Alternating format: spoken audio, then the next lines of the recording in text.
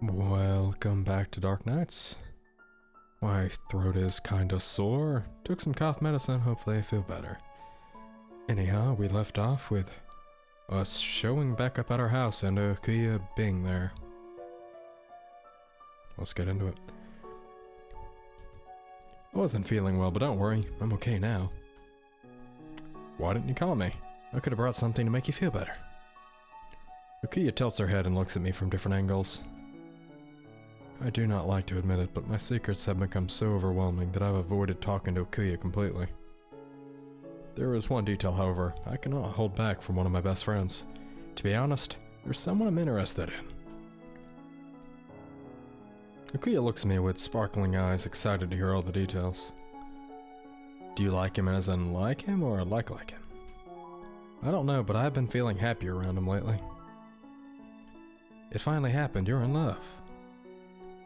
How long have you two been secretly dating? I wouldn't call it dating, I'd call it more, trying not to die. Okay, it's not like that, we're just friends. For now. Then ask him out. It's a bit complicated. That's what they all say, but what matters most is how you feel. Just describe it in one sentence. He's a zombie. I like him, okay? I know you're not the lovey-dovey type, but your feelings are important. When are you gonna tell him? I rest my hands on the table and shake my head. I don't think he feels the same way.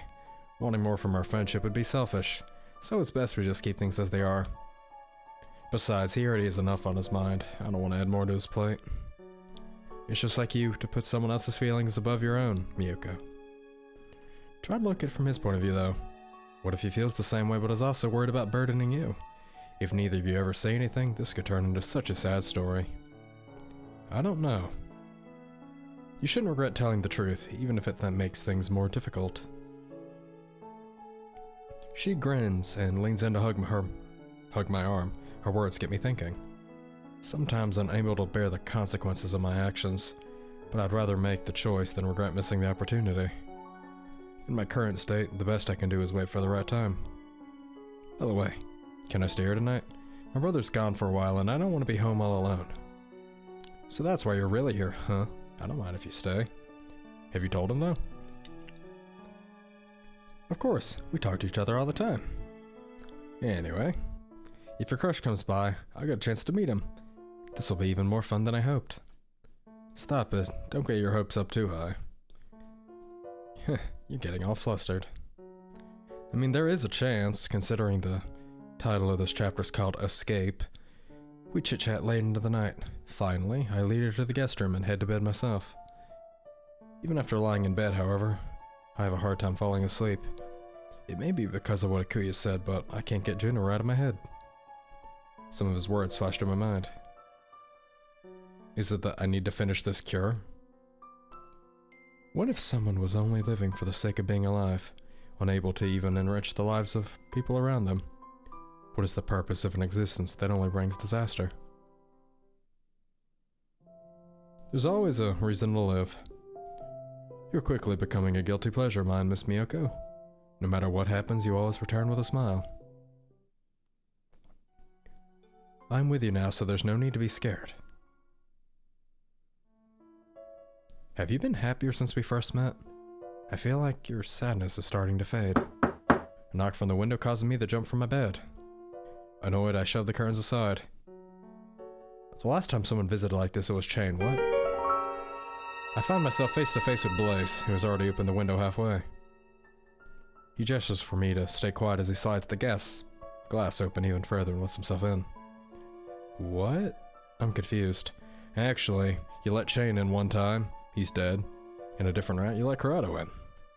I know this isn't the best timing, but I wanted to talk with you. What's so important that you had to sneak through my window in the middle of the night? I'll keep it simple.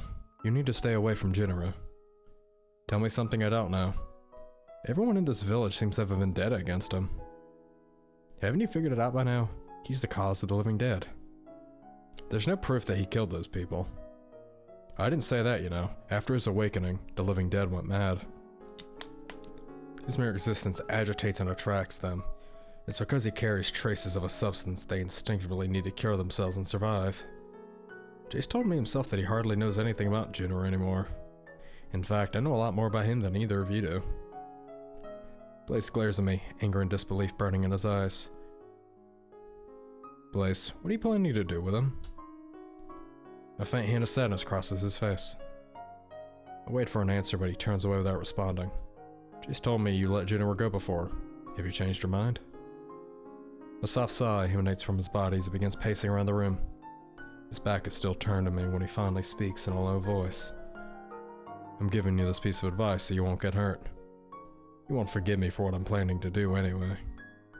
The less attached you are, the less you'll suffer. The last thing I want is to spread grief and sadness, but it simply can't be avoided for the greater good. The last of his words slow into a soft mumble as if he's steadily losing his train of thought. I can see an invisible weight on his shoulders. Slowly I reach out to him. If there's anything I can do, tell me. At this moment, the door of my room swings open. This is not who I am talking about, Akuya. We both look at the sleepy face of Akuya. Akuya? I heard voices. Are you talking to, Miyoko? Oh, you didn't tell me about the second guest. Alright, sorry for waking you up. She rubs her eyes and takes another look at Blaze. A second passes by before a knowing grin spreads across her face. Good night, Blaze and Miyoko. Don't mind me, just keep going. She slides out of my room and softly closes the door. Footsteps are so quiet I can barely hear them as she returns to the guest room. We remain awkwardly silent after she leaves. Finally, Blaze lets out a sigh and turns to me. As I was saying, cut your ties with Junior, he isn't worth it.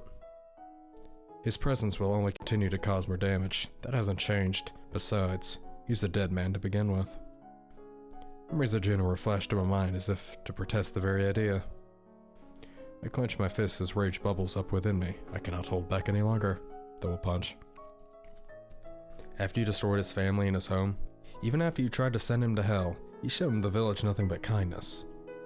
Maybe you didn't have a choice to leave him alone all those years ago, but you have a choice now.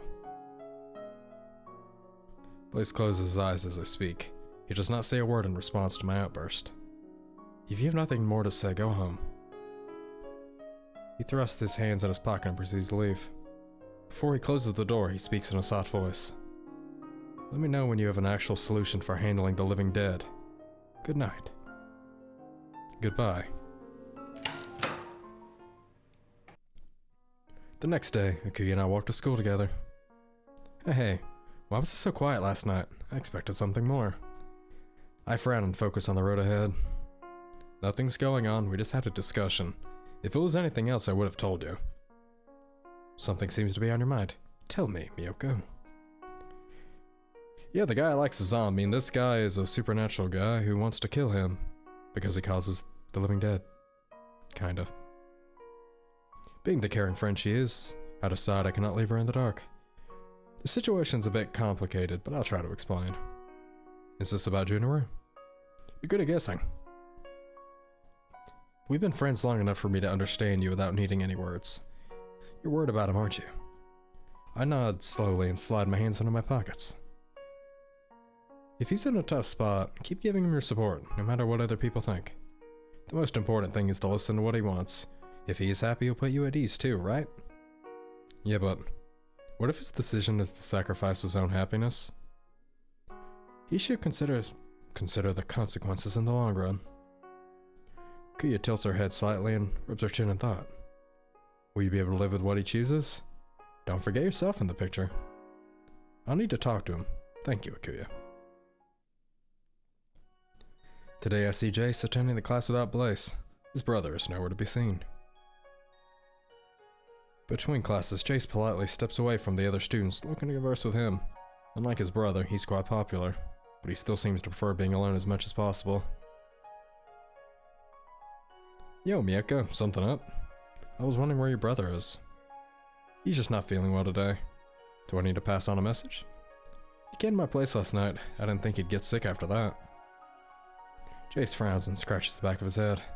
Suddenly, he stands and nudges me towards a quieter place. I follow him. Yeah? Ah, sorry. I don't like to talk about these things out in the open. There's an empty class across the hall. Why don't we chat over there? So let me guess, he told you what our plans with Juno are? Well, he was kind of vague about it. We decided to end things with him. You know, about the changes in the village. It's getting worse too. Blaze and I can't attend school together because one of us has to constantly monitor the living dead situation in the village. Why did the TV transfer to the school in the first place? For various reasons. We wanted to observe our targets. And you. Eyes widen in surprise. Students are easy victims because most of you are clueless. It's a lot easier to protect people by getting near them, you know? I've never felt safe in your presence. Subtly, Miyako. If people knew our intentions, we might cause a panic. But aside from that, we need a change of pace. Years of interacting with just one person becomes boring, you know? Jace gazes at me for a moment as if gauging my response. I've said my bit, so tell me, what did you really want to talk about?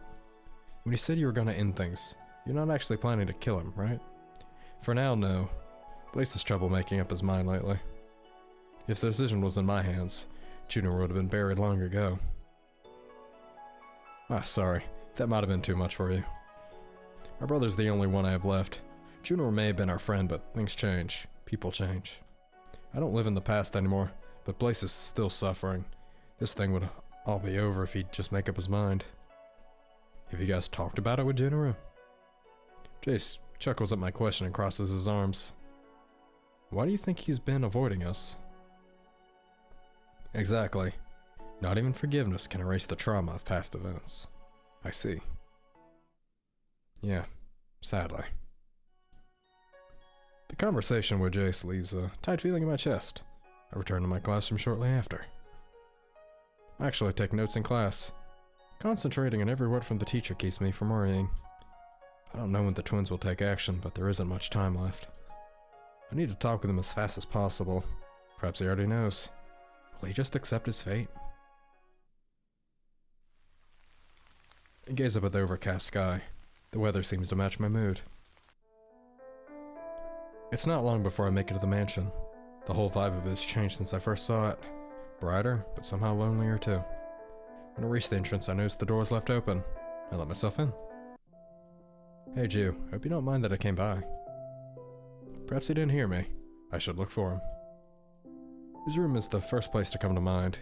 Even though I've been here before, I can't remember exactly where it is. All the doors look the same too. Oh dear. Hopefully they haven't started their plan. And where's Kaichi? He's not dead in this route. I stop at a random door and open it. Blood. A room covered in blood greets me. Alarmed, I quickly tries to analyze the situation. Whoever or whatever caused this did not pass through here. I enter the bloody room and move towards the window. The edges of broken glass are smeared with blood. If any of the blood here is from Juno. Oh no, am I too late? Don't jump to conclusions. I need to investigate further. All of them are completely destroyed as if a beast roamed through. The more destruction I find, the more color drains from my face. Juno, where are you?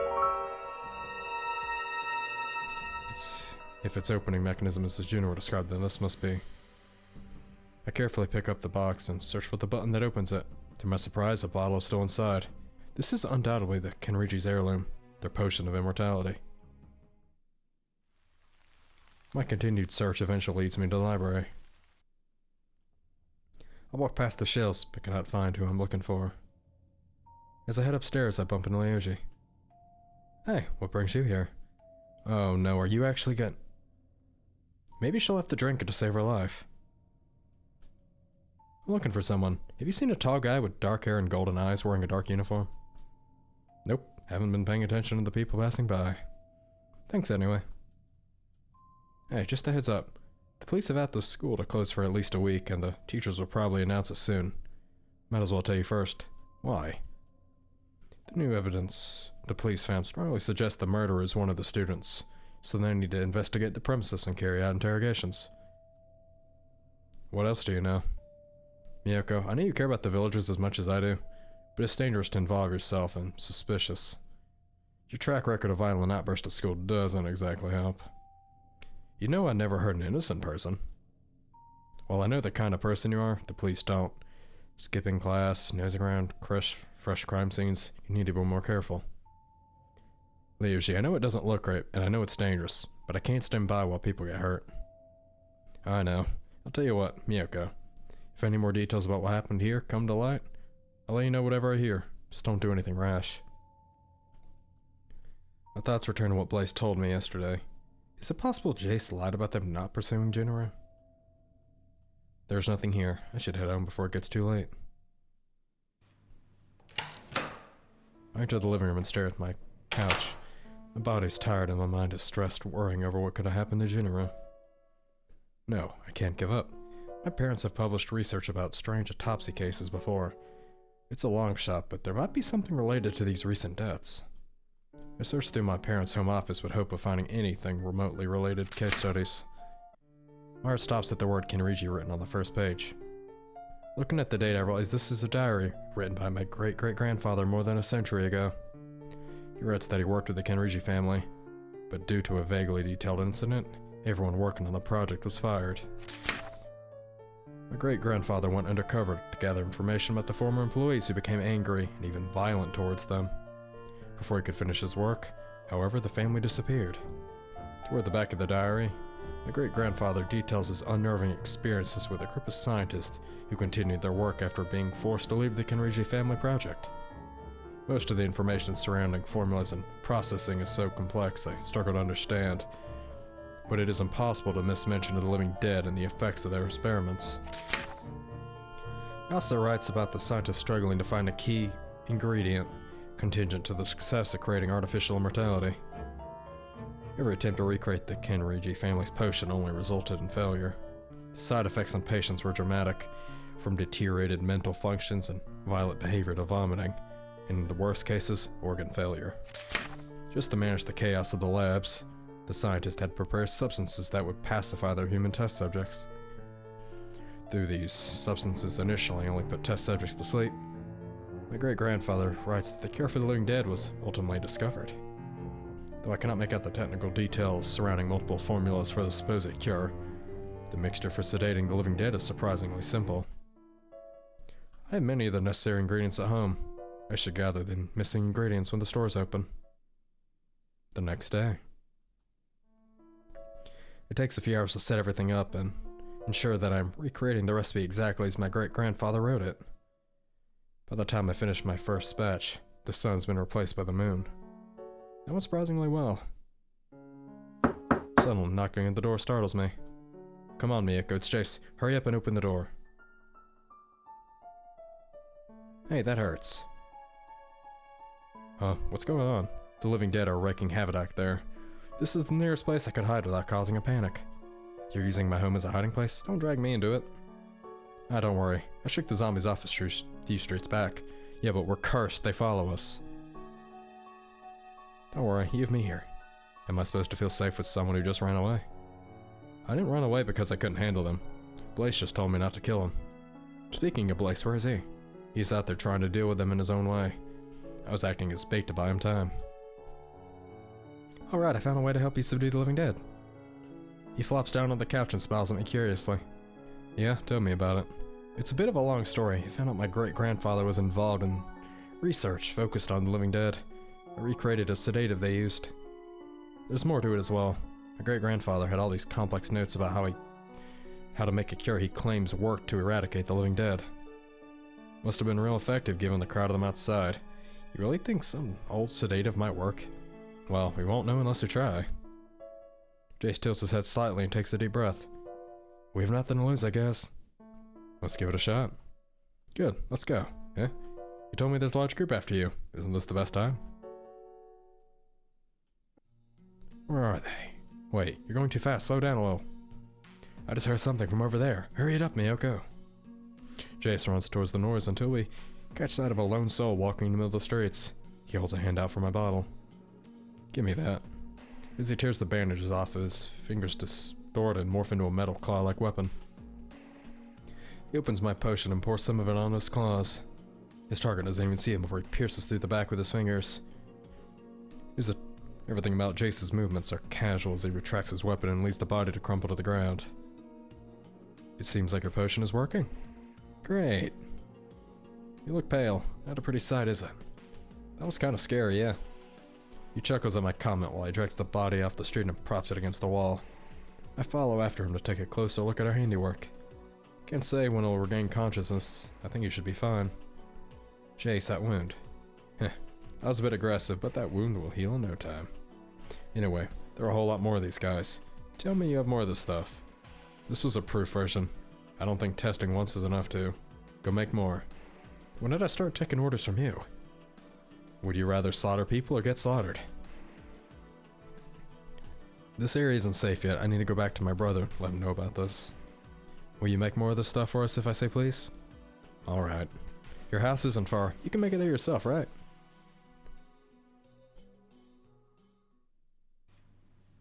Something feels off when I return home and step in the living room. Hurriedly, I turn on the lights to find Razumi standing near the couch. Oh, come on, why is she here? When did you... Razumi skips up to me with an unsettling smile. Miyako, please open your eyes. My head aches after I slowly open my eyes. Once I get a hold of my surroundings, I realize I'd been tied up to a chair. I'm shocked to see Junoro sitting opposite me, bound up in the same way I am. Multiple bloody gashes have been cut through Junoro's clothing, but the gold of his eyes holds nothing but concern for me. And of course she's here. I guess she is the big bad in this route, so to speak. Before I can say anything, Razumi walks between us. Her usual cheerfulness has been warped into something sinister as she smiles. You're finally awake. I'm confused. Why are we here? Seeing as you're the one responsible for this, Razumi, perhaps you'd care to explain? Aw, I appreciate you thinking of me, but I owe her nothing. She kidnapped us because we were in her way. I don't know what she plans to do yet. While I try to wrap my head around the situation, Razumi pulls up a chair and sits a few feet away from us. You're just gonna sit there and watch us? For now, I just need you to stay put. The ropes are too tight. I can't plot an escape with Junoro while she's watching either. Blaze and Jace have plans to take your life. They mentioned that your presence is causing the living dead to go out of control. Blaze hasn't made his mind up yet, but at this rate it's only a matter of time before they come for you. I may have found something that'll stop them, though. My great-grandfather studied a group of scientists who used powerful sedatives on the living dead. They even found a cure, though I couldn't decipher the formula by myself. I wish the cure was so simple, truly. I have looked into the work of those who followed after my parents, and have seen the unfortunate results for myself. The cure they developed merely rendered the disease inert. Though it remained alive in the host, it ceased invasive progression and appeared to have been eradicated to those unwilling to look further. To make matters worse, the disease was readily carried from mother to child. Though still inert, the process created new generations, with even higher concentration of diseased cells. Which means our generation? Yes, your generation is rife with bodies that have a higher concentration of diseased cells than I've ever seen before. You can easily distinguish them from other people. The immortality potion I consumed so many years ago is what they instinctively crave, as I told you before. It offers the possibility of wholeness, and end to their pain without the release of death. I still lack the knowledge to recreate it. My father truly did take the secret to his grave, even so Never mind all that. Tell me, Junoro. I feel sorry for every victim the disease has claimed. I don't want to give up. I want to find other solutions because... Ju, I had no idea you felt this way. Despite everything that's happening, I feel happy. It's hopeless. Both of you need to stop looking for solutions. I have plans for the infected, so just stay put. You're a student just like us. Haven't the villagers suffered enough? Heh. No, you're an angel of death. Razumi stands up, rose petals whirling around her movements as she makes strange gestures with her hands. Her whole outfit transforms into something else. Magnificent wings sprout from her back, and she spreads them wide for a moment as if to stretch them. The two of you are so boring. I know we'll spice things up. Say, what would happen if you never met Miyako? We can't rewind the past, but we certainly have control over the future. You always seem so composed. Boring. I want to see more of your colors. No, Razumi. Razumi rests something heavy on my shoulders. When I glance past her, I see Junora stiffen. I instinctively freeze up. Weight shifts towards my neck, and something cold touches my skin. Suddenly, she draws back and something metallic clatters to the floor. At last, I realize the item she held was some sort of cane. When I shift my gaze back to Junora, she's no longer in a seat. Rasumi is soon dragged all over the place, toward a wall, her hand pinned in place by some invisible force. He must be using his telekinetic gift. Rasumi calmly frees herself and smirks. The tension between Junora and her is so strong I'm certain a fight will be inevitable.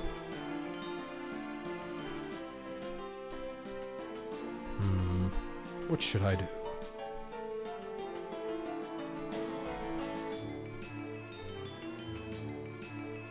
Huh? I need to stop them. Why not?